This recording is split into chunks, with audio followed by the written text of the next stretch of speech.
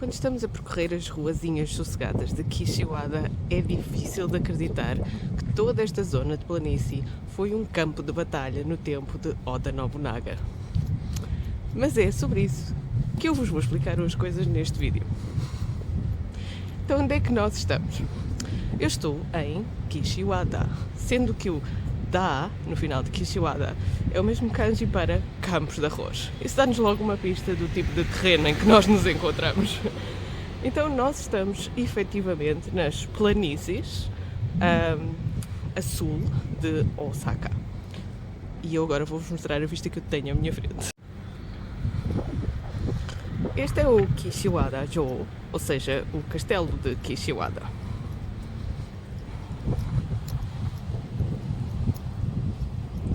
É muito fácil andar aqui, é muito fácil vir ter aqui.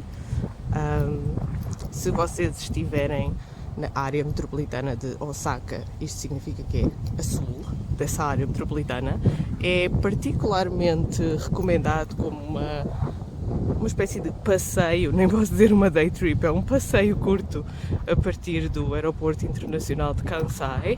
Se vocês tiverem, por exemplo, um layover mais longo, é excelente. Agora ainda é um pouco cedo para haver flores de sakura. Umas já estão a começar a florir, já vos vou mostrar. Mas esta zona à volta do fosso, à volta do castelo, fica muito bonita com sakuras floridas. Então porquê é que eu estou aqui em Kishiwada e porquê é que isto é importante e eu recomendo toda a gente ver? Para tudo. Mensagenzinha da Inês da edição, muito curta, muito rápida, mas importante. Se vocês querem realmente saber coisas sobre o Japão, como planear vocês estarem aqui no Japão, coisas de património cultural, whatever, aqui neste canal eu partilho muita coisa de modo totalmente gratuito. Eu não estou a ser patrocinada por nada nem ninguém. As coisas que estão aqui são coisas que são verificadas, não é porque ninguém me pagou para eles pôr aqui. E isto só vai aparecer nas vossas sugestões se vocês ou subscreverem o canal ou deixarem nos comentários e realmente se envolverem, engajarem com o canal. Senão, isto desaparece no buraco negro da internet. Ok, back to video. Então vamos à história. Kishiwada tem um posicionamento estratégico super importante. Vou tirar a máscara para vocês me ouvirem melhor. Kishiwada fica no Kishukaido, ou seja, vocês já sabem que eu estudo os Kaido, os caminhos antigos do Japão e o património cultural ao longo dos Kaido. E se vocês quiserem saber mais sobre isso, há mais vídeos no canal sobre isso. O Kishukaido era a rota onde as pessoas podiam viajar entre províncias com animais de carga, as próprias pessoas podiam apresentar documentação, ou seja, salvo-conduto, para terem autorização para passar entre as províncias, porque tudo isso era regulado, e podiam também fazer comércio, enviar cartas, fazer câmbio, etc. Então, o Kishukaido era a rota entre a capital, Kyoto, e a província de Ki. E era super importante. Portanto, Kishiwada já era importante a partir, mais ou menos, do século XIV. E há vestígios arqueológicos de fortalezas aqui nesta zona, nessa altura. Mas, na verdade, só foi feito um castelo a partir de 1585, por causa de um senhor feudal, um senhor da guerra, um lord local, chamado Koide Hidemasa. Então, Koide Hidemasa criou o primeiro castelo com esse nome aqui, Jo, em japonês, e depois em 1640 isso mudou de clã e passou até para o clã Okabe. Aliás, a história deste castelo é bastante atribulada e a fortaleza que vocês veem aqui não é, vamos falar do ponto de vista de historiadora de arte e do património, autêntica, original, porque no Japão existe a particularidade de este tipo de coisas, que são reconstruções com fidelidade histórica, existirem sobretudo no século XX e particularmente, desculpem a motinha, particularmente depois da Segunda Guerra Mundial. Mas isso não faz dele menos importante. Aliás, pelo contrário, porque quando há um esforço deliberado na contemporaneidade de reconstruir património histórico, isso geralmente diz muita coisa sobre a noção de identidade cultural das comunidades dessa região. Olha, tem uma plaquinha, até não está mal explicada, está super simplificada, como eu estava a dizer. Ok, mas tem uma... está super simplificada, vou-vos dizer mais do que isto. Mas tem uma imagem que é muito interessante, porque a imagem fala de como isto era muito mais vasto do que aquilo que nós podemos ver hoje em dia. Então, efetivamente, aquilo que está à minha frente é só esta zona aqui, dentro do fosso, mas vocês conseguem perceber que a zona castelar se expande muito mais do que isso. Então, imaginem aqui este castelo no século XVI, um castelo nesta zona. Imaginem que, nessa altura, se vocês ainda não sabem história de Japão em detalhe, eu reconfiguro a coisa. Imaginem que nessa altura existem vários senhores da guerra, vários senhores feudais a lutarem por domínios nestas zonas, particularmente numa povoação que está numa rota, ou seja, podem cobrar impostos de passagem, podem regular o comércio, etc. Está numa rota, como eu falei, num Kaido, mas também está num posicionamento estratégico incrível na relação entre a montanha e o mar. Porque o que se passa aqui é que Kishiwada, volto a salientar o último kanji, é uma zona de planície.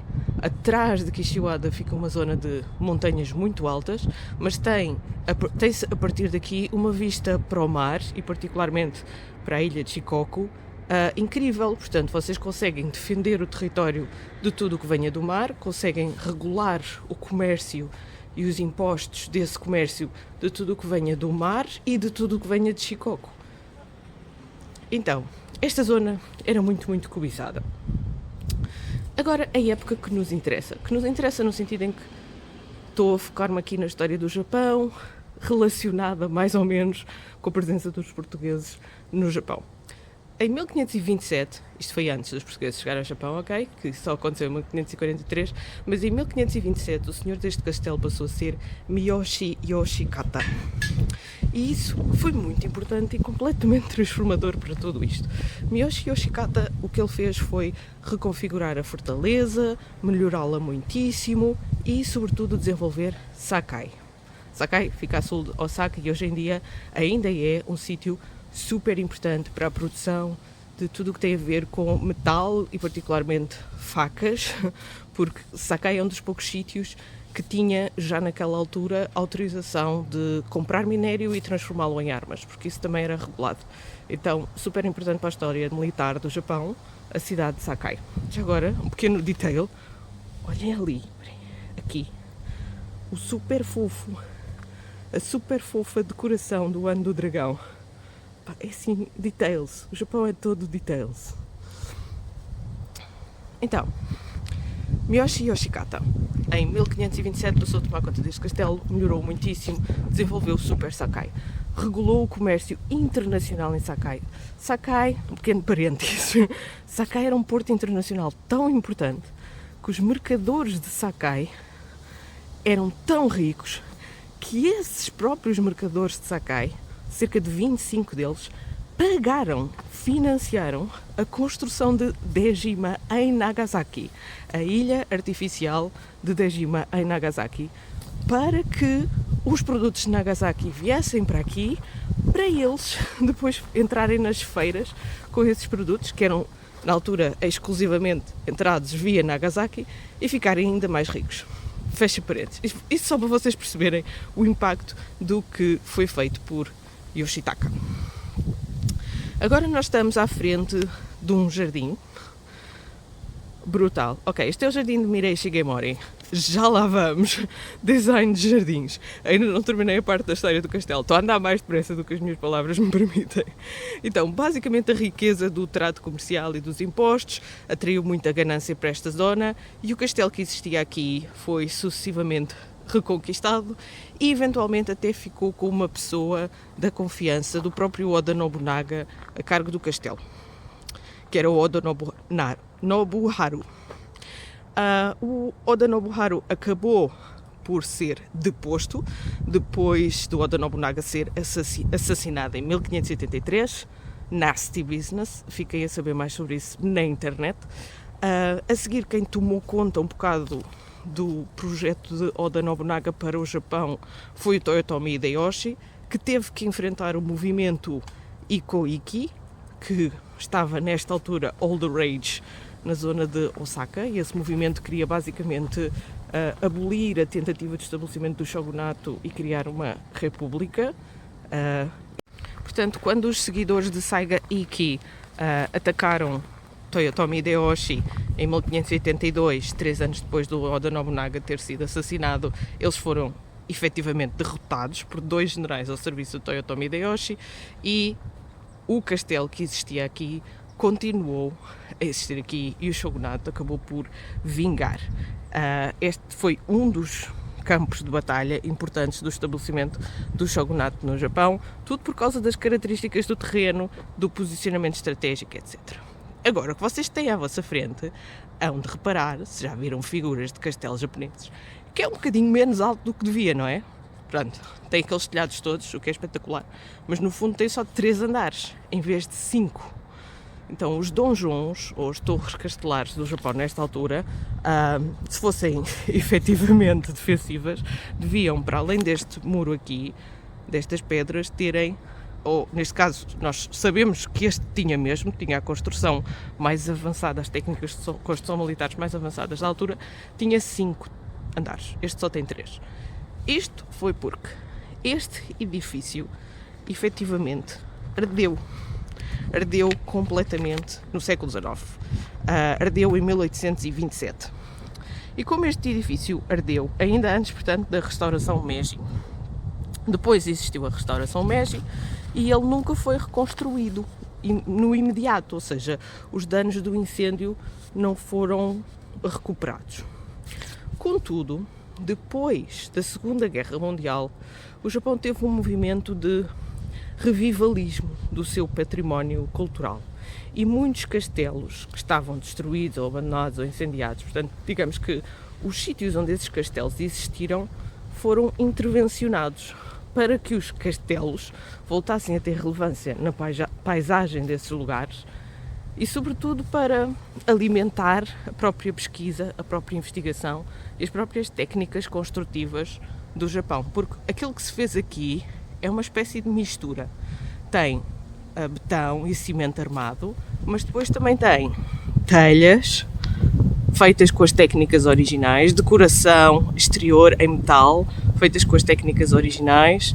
Portanto, eles mantiveram muitas das técnicas de construção antigas, mas a estrutura em si é densa e resistente o suficiente e, sobretudo, é num número de andares que permite, porque vocês sabem que este sítio tem muitos sismos, permite que se possa ter este edifício aqui sem ele cair, sem ele abalar por tudo e por nada. E, exatamente, em betão armado e não em madeira, que é para não se voltar a incendiar com tanta facilidade.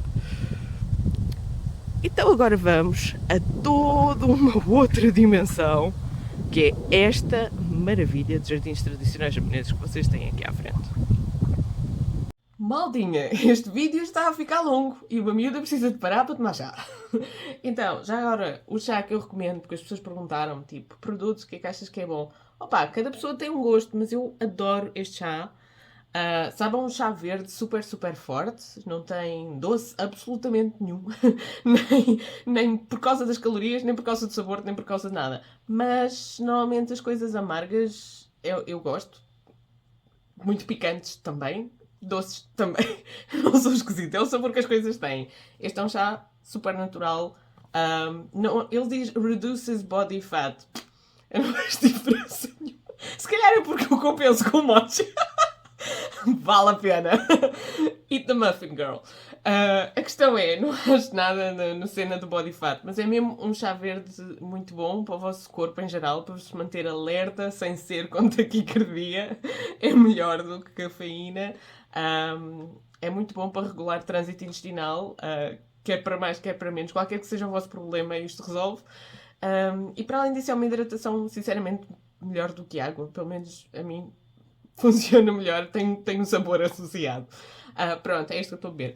Então, isto para dizer que este vídeo vai ficar partido em 2 vídeos. O conteúdo deste dia, ou seja, este tour, e eu já vou explicar melhor porque é que isto é um tour no próximo vídeo.